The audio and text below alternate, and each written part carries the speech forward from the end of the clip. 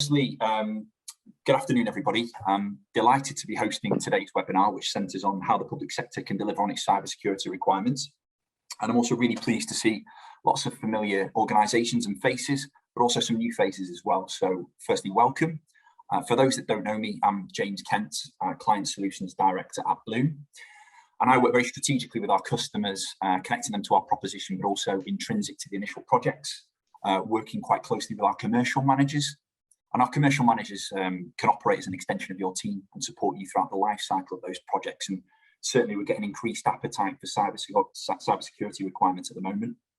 We also work very strategically with our suppliers as well. And we've got 3 fantastic suppliers who we're going to be chatting to a little bit later. So yeah, at Bloom, we're well positioned to support and navigate you through your cybersecurity concerns and project requirements.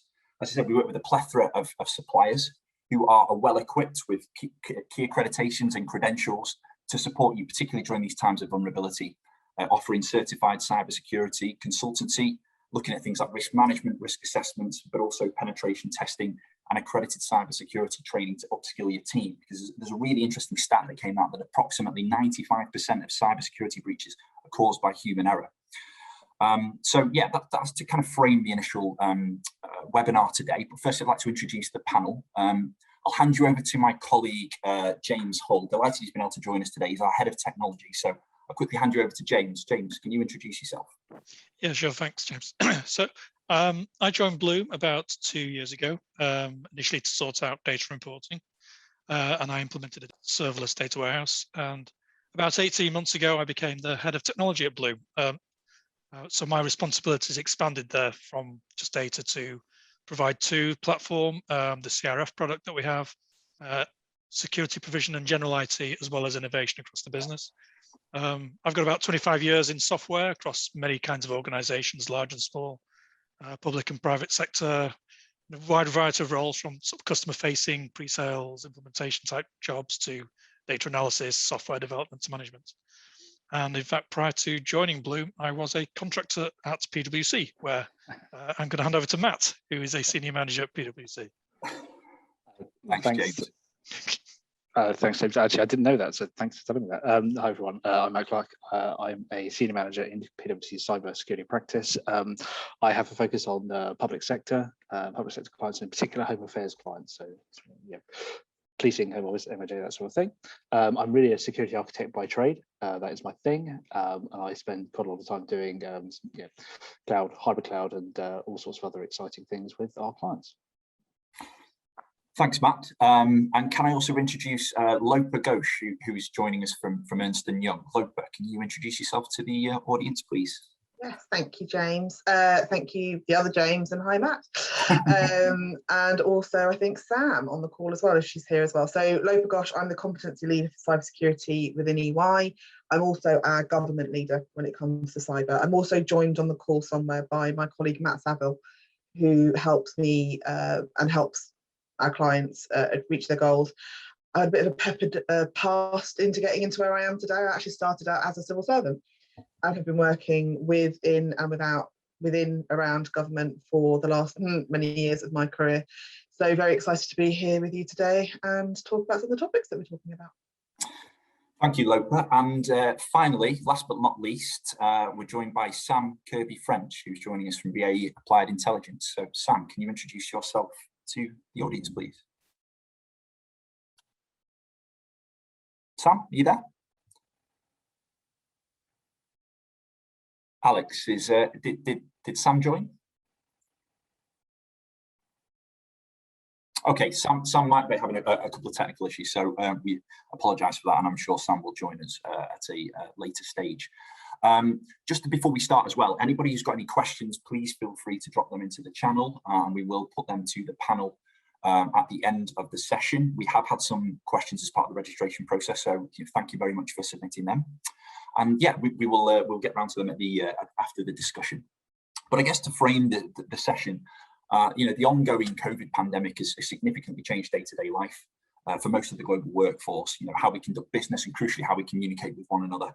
And with millions of employees now working from home, largely from unsecured public and home networks, unfortunately, COVID has become a catalyst for cybersecurity attacks and it's caused concern across functions and accelerated the need for cloud-based security solutions.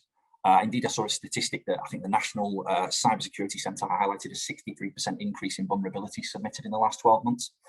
And it's widely acknowledged that large-scale global cybercrime is one of the most immediate threats to UK businesses and organisations.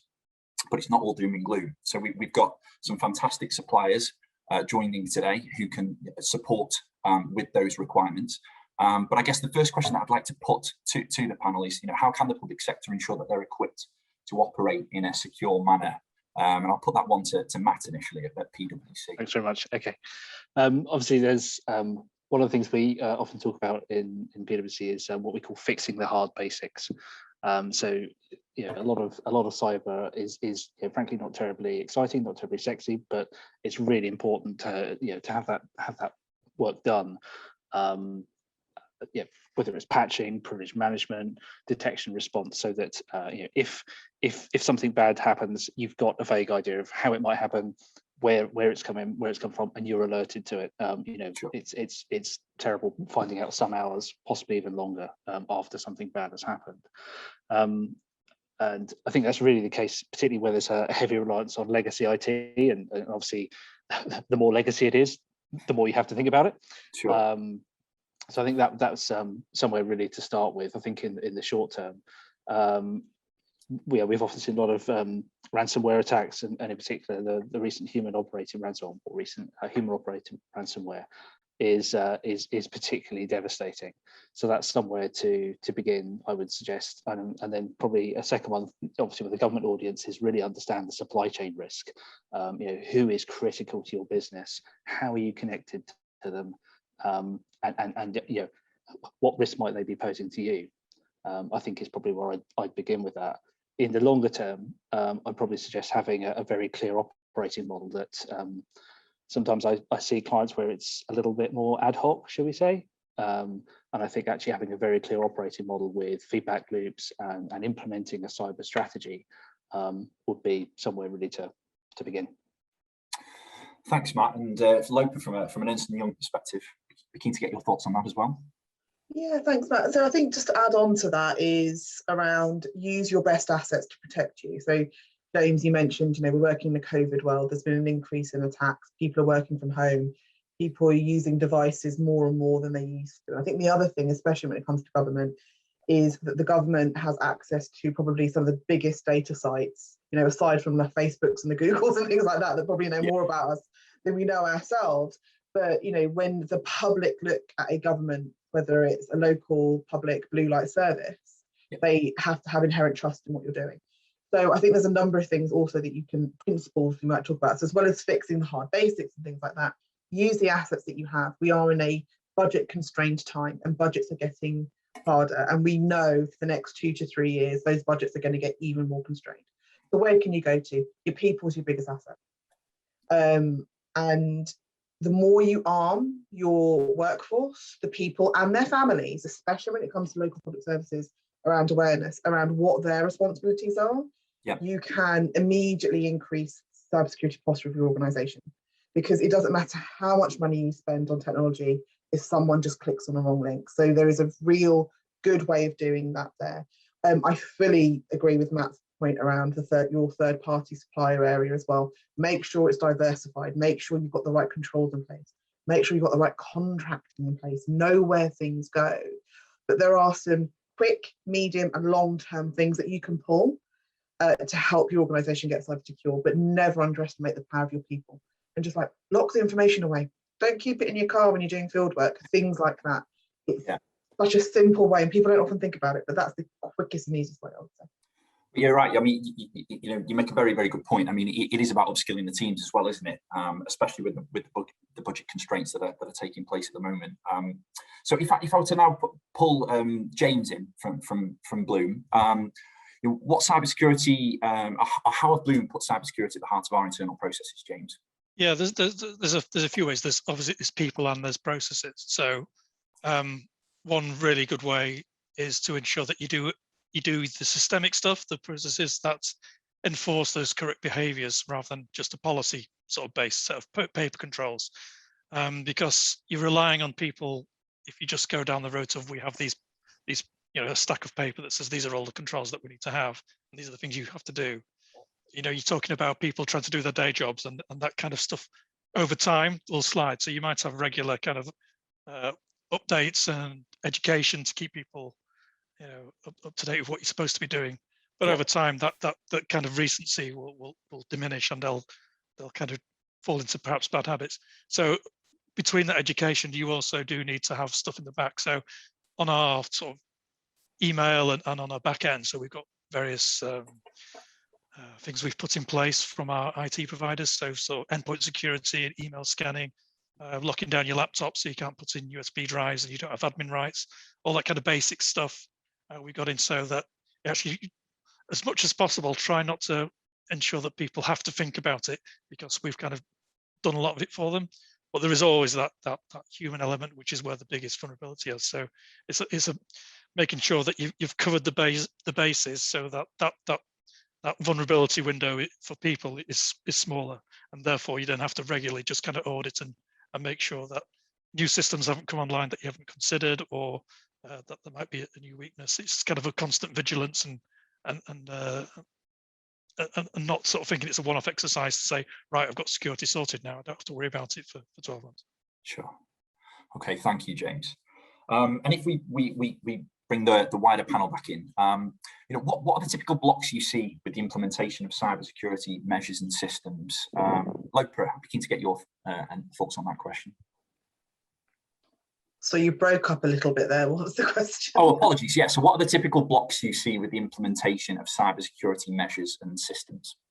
Bureaucracy is a big one when it comes to IT. Getting the right funding. Change of government actually is another large thing. I've worked on quite a few large-scale government programs in my time when it comes to IT, and the minute a new government's come in, it's gone away. And so I think just having that real clear business case and understanding what you want to do, what you want to achieve, and the outcome is a really important thing. I think buy-in from the wider business as well. Cyber can often be seen as a very insular thing. And it's like, well, IT, you've got it. I don't need to worry about it.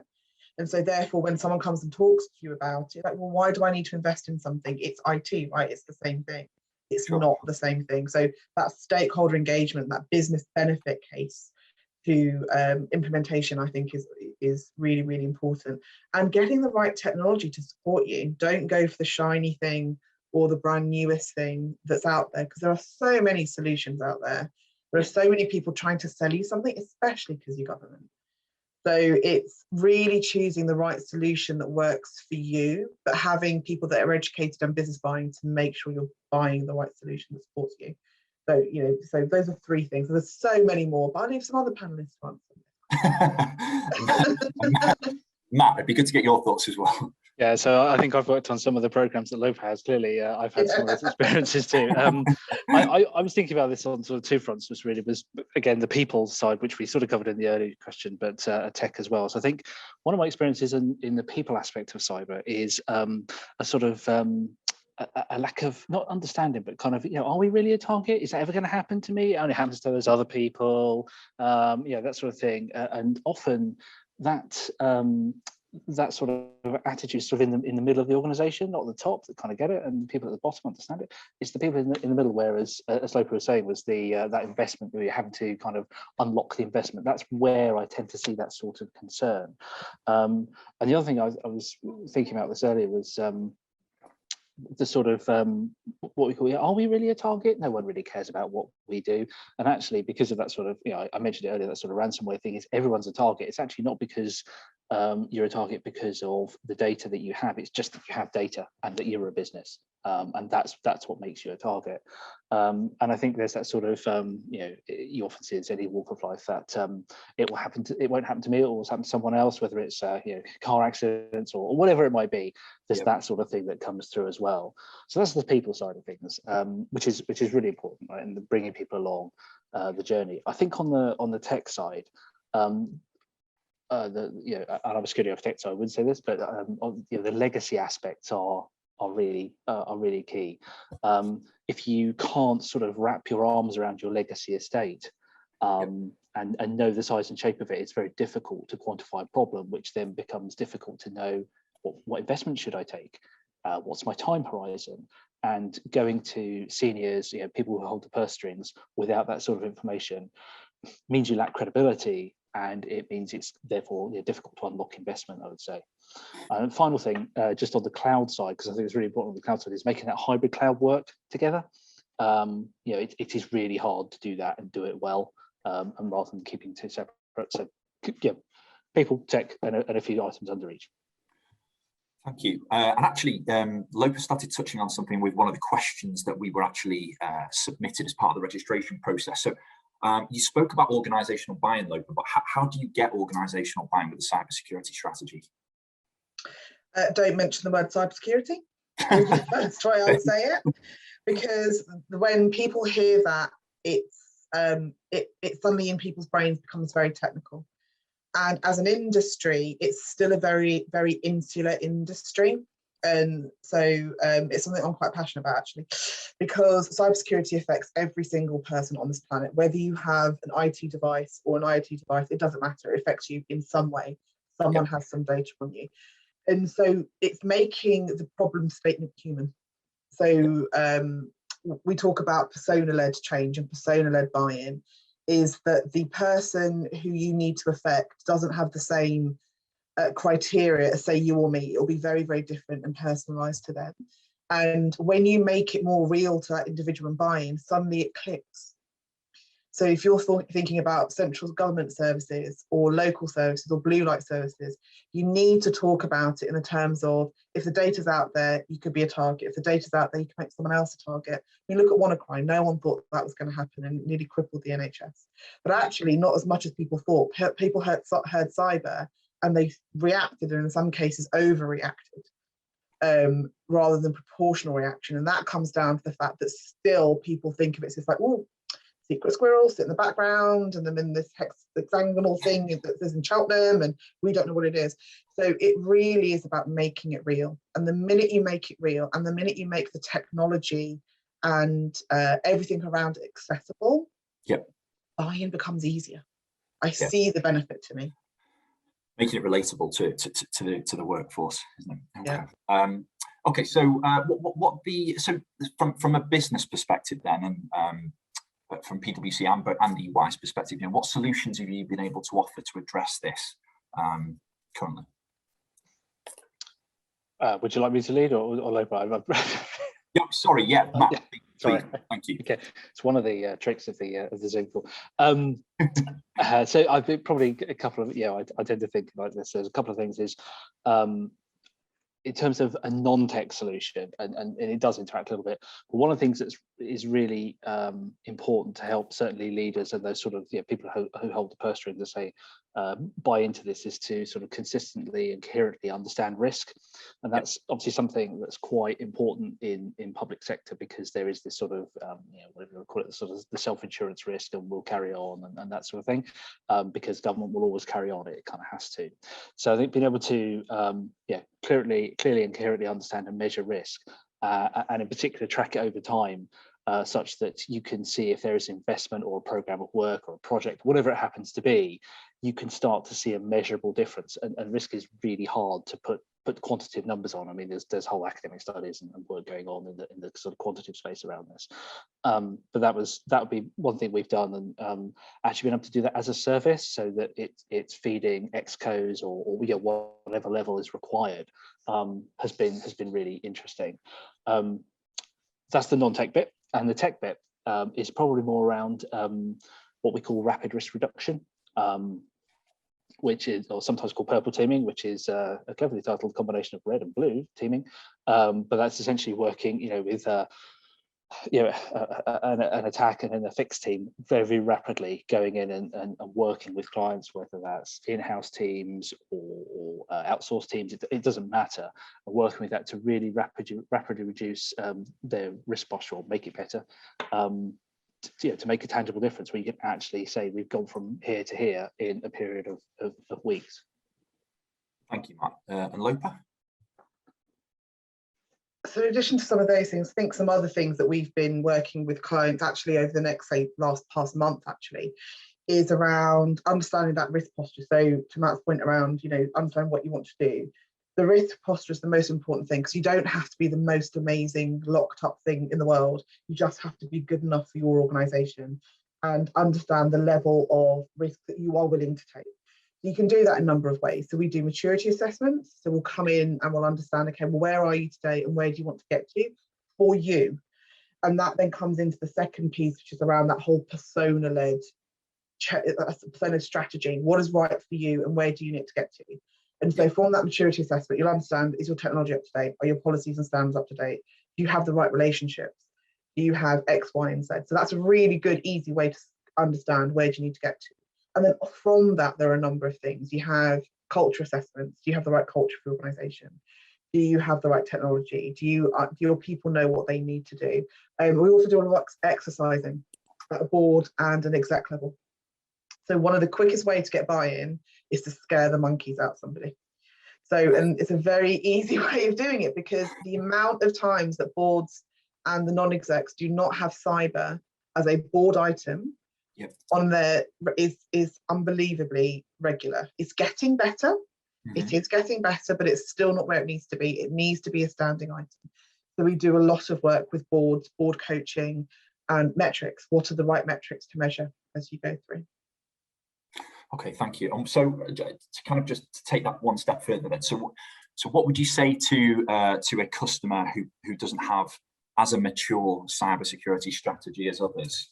So scaring the monkeys, so to speak. What are the key components of a successful cybersecurity strategy for those organisations? Who do you want to answer that one? Lopa, sorry, yeah. I need to get used to that, don't I? I need to get used to it. Need to get David Dimbleby. Yeah. It's a number of things. The number one is, where do you actually want to get to? Do you actually understand where you need to be as a business? Because as I said before, it's like you can over deliver on something and not get the return on investment. So what is the right posture for you? Sure. Can you deliver on what you want to do as well? Especially when we talk about moving to the cloud, that can be as expensive and as fraught as anything you'd want it to be. So do you understand where that technology needs to go, the way you want to deliver and focus on as well? So where's your focus going to be? So if you think about the triangle, you've got people, processes, and technology. Is like, what part of that triangle are you going to pull on during that strategy to get you where you want to get to? And then also, do you have the right people? So cyber is an incredibly strained industry at the moment. And competition for the same people is rife. So you can have the most amazing maturity strategy, you can have the most amazing this and amazing that, but if you don't have the right people plans in place, it won't work. So those would be some of the things to think about, but relentless focus on where you want to get to, understand where you want to get to, and have a plan that's deliverable in order to get there. Thanks, Lopa. And James, from a Bloom perspective, what are the key components of a successful cyber strategy for yourself? Yeah, there's a few parts, and I'll probably repeat ourselves, but obviously understanding that risk, looking at those weak points, vulnerabilities, and understanding where you might be weak and having to address it. There's putting those technical things in to prevent things, but also to monitor, to make sure that you actually know when you've been attacked and when there's been something going on. Because if you don't really have anything, somebody could have been in, taken what they wanted, and run off again before you've got your trousers on. So sure. That's one thing. And the other is I suppose to build in resilience into your organisation, because the chances are somebody at some point will get in and do something.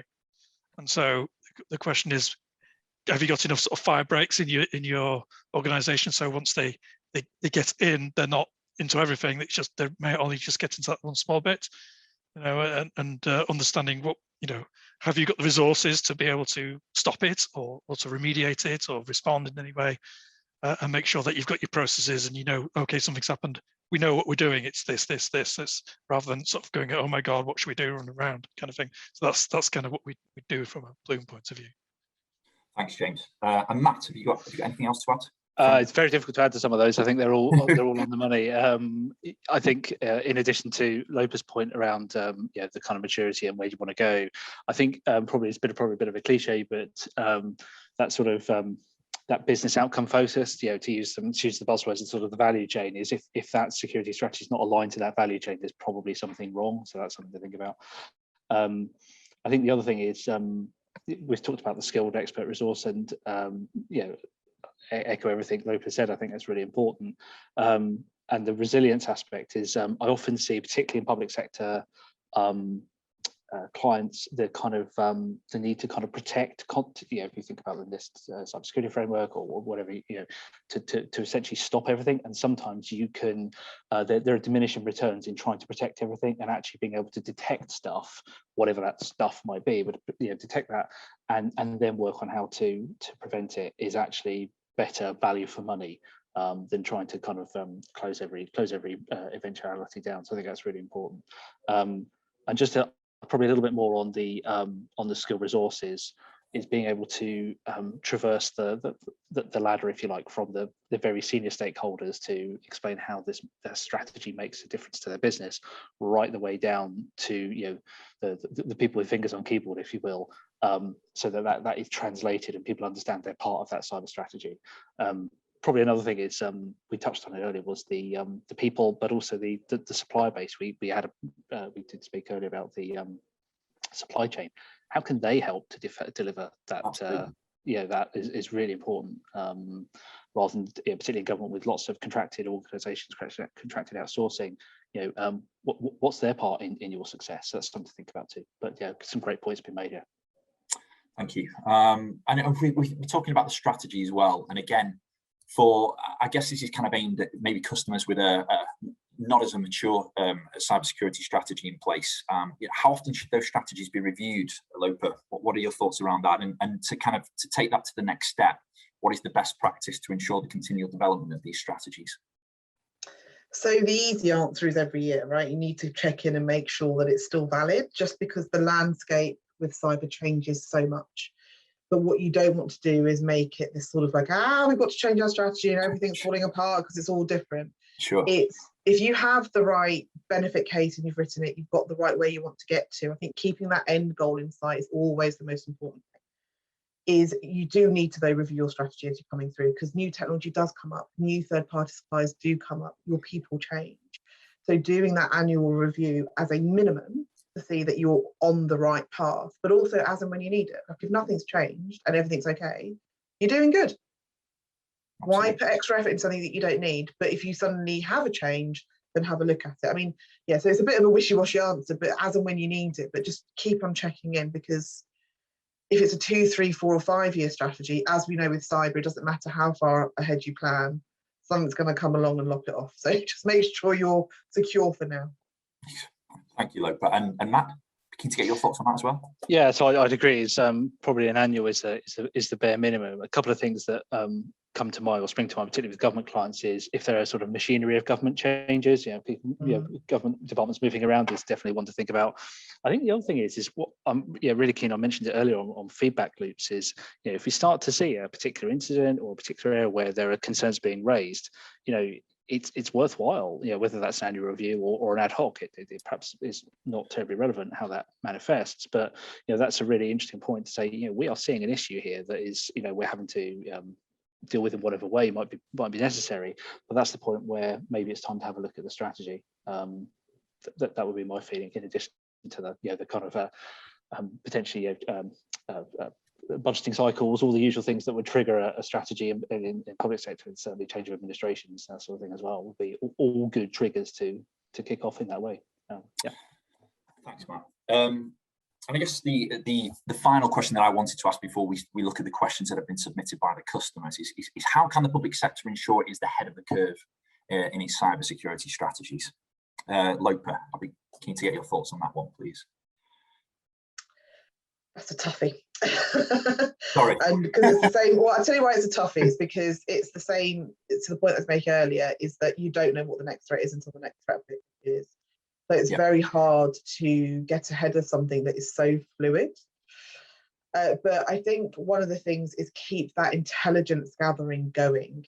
The best way that you learn and keeping ahead is keeping a network of people like this, for example. What are you seeing in your industries? What are you seeing in other industries? Draw on your third parties, draw on people like myself and Matt who are there doing it for multiple other clients. Where are you seeing it and where are you going?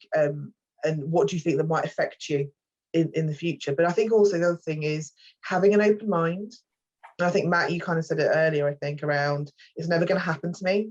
So therefore, why am I having these constant conversations? It's the same with that strategy point. It's just the technology is always going to be there. There'll always be a new piece of technology that comes to protect you or enhance you or in some way, but keeping your ear to the ground with the right people and the right network and start to think about. And then also invest for the future. So investing in your people, understanding where you need to get to, and including sort of like secure by design, but you use that principle in everything that you do, not just within your software or your more technical aspects. You have that secure by design theory in everything, where it be your op model, your processes, your policy, your third party landscape, the way that you work with your sort of customers, as it were. So, if it's case working or something like that, always have that in the back of your mind. Are you ever going to be 100% ahead of the curve? No, it's just the nature of the industry, but at least you can open up channels to make sure you're prepared as much as you can do. And resilience, I think, James, you mentioned that piece, is that resilience, organizational resilience, even if you're not ahead of the curve, you've got somewhere to come back to, and you won't be affected as much. Thank you, Lopa. Matt, you're not going to escape this tough question either, I'm afraid. Well, I think before I give the answer, I think Lopa made a really good point around sort of using the power of people like Lopa and I and our respective firms and the supplier bases. There is a lot of really good service out there, and there isn't a need to suffer in silence or think you have to do everything. I mean, that's one of the things that perhaps we see quite a bit of, is that it's unnecessary. But so I was trying to think about this in terms of how could I sum this up in 2 words, and I thought, well, proactivity, I think, is one, is take control. Often I see perhaps a little bit of passive sometimes behaviours, and or perhaps a kind of a reliance on outsourcers, particularly where an organisation has done some fairly large outsourcing. You don't see so much of that these days, but that sort of thing does go on in the public sector. And it's kind of, you might have outsourced activity and possibly responsibility, but you've certainly never outsourced accountability. That stays with the organisation. So take control, because it's a much better place being in control than it is being a passenger with someone else. So that's one. And I think balance, and Lopa mentioned this. Really, it's almost like she could read my mind here, because that's thinking about the technology, the people, the culture, the supply stuff. Really think hard, and when I think some people, when they hear security strategy, what they think is justify my tech purchase. That is not it. It's really thinking about all of those aspects. And not necessarily going anywhere, going hard on any particular area. For me, that's how you stay ahead of the curve, and that resilience, as Lopa mentioned, is so important to carry on whatever might happen. It's so important. Thank you, Matt. James, good to get your thoughts. Sure. Mike Tyson used to say that everyone's got a plan until they get punched in the face. I think most organisations need to bear with that. So it's sort of extending that boxing analogy. You got to be able to think on your feet and see the threat that's coming, but it might only be coming a split second before you see it. You can't really plan months and weeks, years in advance as to what you think is going to happen. So it's that resilience, adaptability, agility, being able to the organisation to move on its feet swiftly. And to respond. So it's not so much getting ahead of the curve, but being just that fractionally ahead of it when you can see the threat coming, just to be able to respond, I think. Thanks, James. And before joining this webinar, I would never linked Mike Tyson with cybersecurity. So thank you very much for that. That's a key takeaway for myself anyway. But I think from the answers that have been provided today, you make some very, very good points. Having an open mind and investing in the future is certainly some key things, and it certainly kind of resonates with the requirements that we're seeing from the public sector at the moment. The statistics that are coming out in relation to cybercrime are staggering, and there are opportunists there that are kind of jumping onto the pandemic and the fact that we are now working in a completely different way. I think about the investing both in technology but also in your people as well. And again, we are seeing that the requirement from public sector around the kind of the consultancy and the training to upskill the teams as well, particularly as the budget constraints are I guess biting within this sector. I particularly like your points, Matt, about being proactive and striking the right balance. And I think a key word that's come from all of you today is around resilience as well. So yeah, firstly, thank you very much for all of those answers. We do have some questions now from the audience that have been submitted as part of the registration process. I think we've answered a couple of them, but I'll put it to the panel. We firstly had a question: how do you strike the right balance between people and process? I know we kind of touched on that as part of your answers, but again, it'd just be good to just to reconfirm that, I guess. And Matt, I'll put that one to you initially. Yeah, tricky one. I think sometimes you kind of need to, it depends what you're trying to do. I think if you are relying on a very clear, this must happen, and no deviations, etc., then really lean into process. And there's always that sort of very difficult balance where people become very process driven and perhaps lose their ability to think more broadly outside the process, which is always a shame. When it comes, and obviously you see that a lot in operations areas where things have to be done on a 24-hourly basis or whatever it might be. When it comes to the more people aspects, is empowering people, giving them the guidelines, and setting the guardrails as they're often called, or the areas which must would trigger very specific outcomes. So I often see this in my sort of security architecture world, which is where I sort of spend my time doing, is Sure. Whatever it might be. Here are some principles, but there are guardrails, and they sort of have to be sort of intelligently come up with, and that's where the strategy. Sorry to be a bit recursive, but that's where the strategy really helps, because if the strategy is on point, it'll sort of begin to set out the principles and the guardrails for you, but still allow some innovation. That'd be my feeling on that one. Thanks, Matt. Lopa, did you want to dovetail that at all? Or? Yeah, I'll just add on to that. Is that there is a place and a place there is a purpose and a place for processes, especially when you think about how do you ensure that you do have those guardrails that are there. Like what can you do, who should do what, when they should do something, and those controls. And so they empower your people to operate where they need to be. Should the processes be the only thing that they use? No, and that's where the balance is. You need to have that bit of common sense to go, the process is there to attest what you need to do, to provide training tools and guidance and some way to dip into when you need to ask a question. But your power, I would say, is invest more in the awareness around your people, and then you'll find that the processes kind of happen anyway. But people, biggest thing you can do about cybersecurity. Thanks, Lopa. And to avoid feeling left out, James, from a Bloom perspective, yeah, sure. Right balance between people and process. Yeah, I think it's about making it easy for people, or making it that it's the right thing to do, and that they're sold on it, that they understand why they're doing these things, and what the benefits are from doing the right things, both from avoiding negative circumstances, but also protecting the organisation and the reputational thing of the business, but also those processes kind of designed in a way that makes it easier for them, so they know, oh, I know there's this thing I need to do, so I just need to follow the process. I don't need to worry. I don't need to think too hard about it. If I'm having to think too hard, then I'm potentially I get it wrong, or I'll get turned off, or whatever. So that's my perspective on it. Thanks, James. Another question is more Bloom centric. It's what sort of projects are Bloom seeing in the cybersecurity space? I'll take that. So it's everything that we've kind of mentioned throughout the webinar. Essentially, we've done kind of secure city programming, technical consultancy. We've done secure networks for law enforcement, customers. The risk assessments, the risk management, penetration testing, and as I said, the upskilling of their teams. We are seeing kind of increased appetite. And again, to kind of echo Matt and Lopa's responses, investing in their teams and giving them the training. So yeah, a real range of projects that are coming through. And I think just to kind of dovetail that, Bloom as an organisation do have an access to a plethora of specialist suppliers.